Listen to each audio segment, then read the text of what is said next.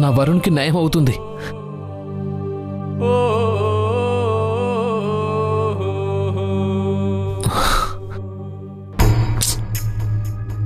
ఎవరికి చెప్పాలి ఇప్పుడు?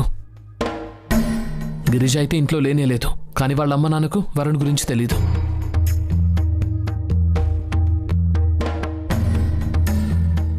అమ్మా, నువ్వు వచ్చేసావా? గిరిజ గిరిజ చాలా మంచి న్యూస్ ఉంది.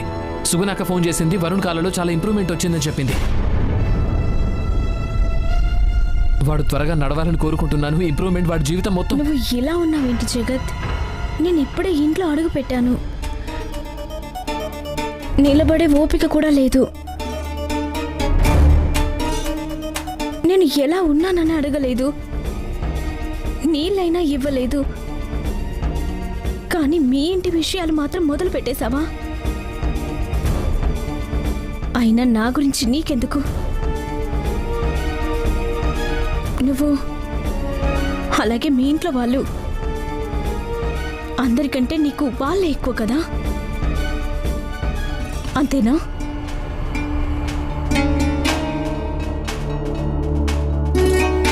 నేను నా సంతోషాన్ని, నా కుటుంబ సంతోషాన్ని షేర్ చేసుకోవడానికి వచ్చాను గిరిజ. బహుశా తప్పు చేశానేమో.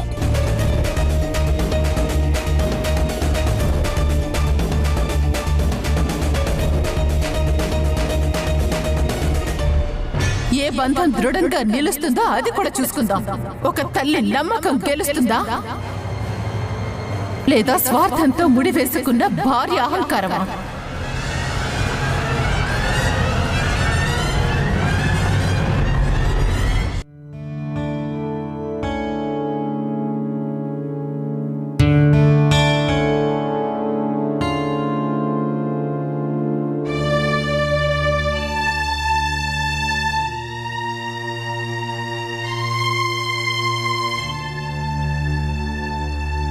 I'm sorry.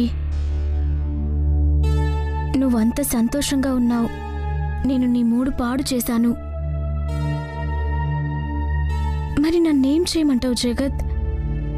అలసటతో నేను ఇరిటేట్ అయ్యాను, అందుకే.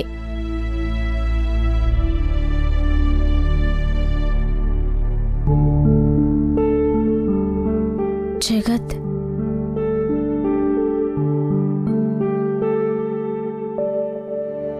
జగత్ ప్లీజ్ ప్లీజ్, నేను చెప్పేది విను.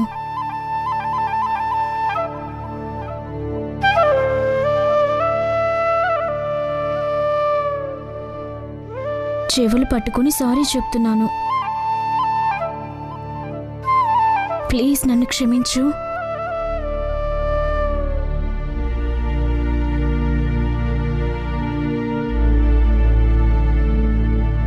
ఇప్పుడు నేను వరుణ్ గురించి ప్రశాంతంగా వింటాను.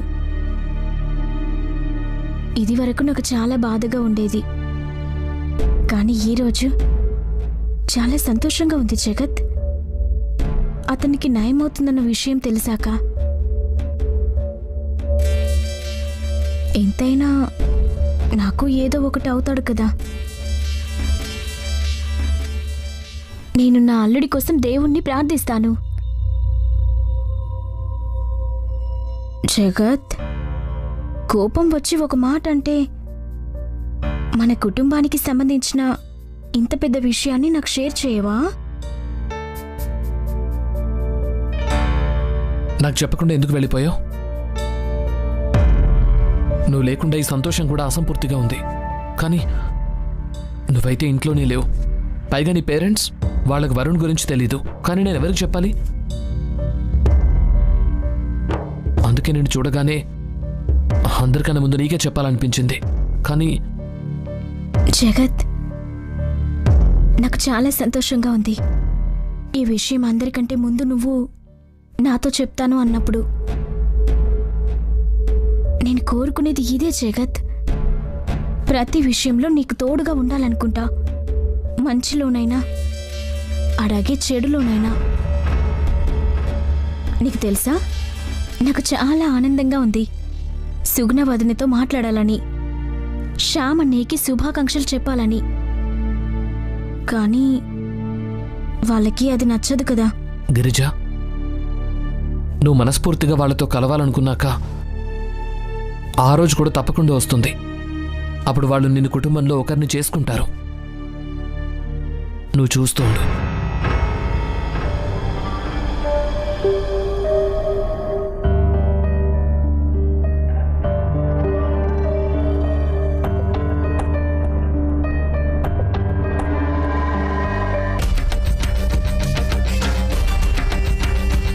మీ కొడుకు కేవలం నా దగ్గర ఉండడం మాత్రమే కాదత్తయ్య, నేనే అతన్ని గెలుస్తాను.